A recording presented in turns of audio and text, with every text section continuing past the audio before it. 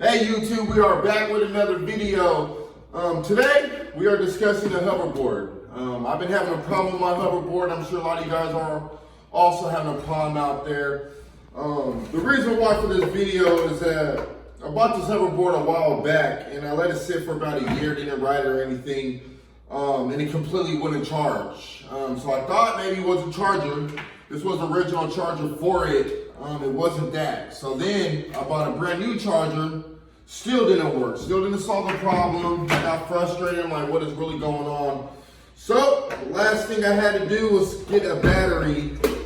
These are pretty cheap. They're roughly about $70. We're gonna hopefully hope this was the problem.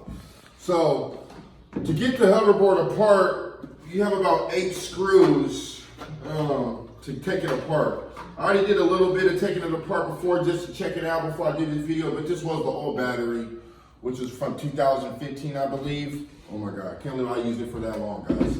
But so yeah, this is basically, to take this out is pretty simple. This basically was, this was the connector wire and it was inside, and this was the thing that held it in place. It's pretty much 4 screws on each side that you just have to take out, and then the battery comes out when you disconnect the adapter piece.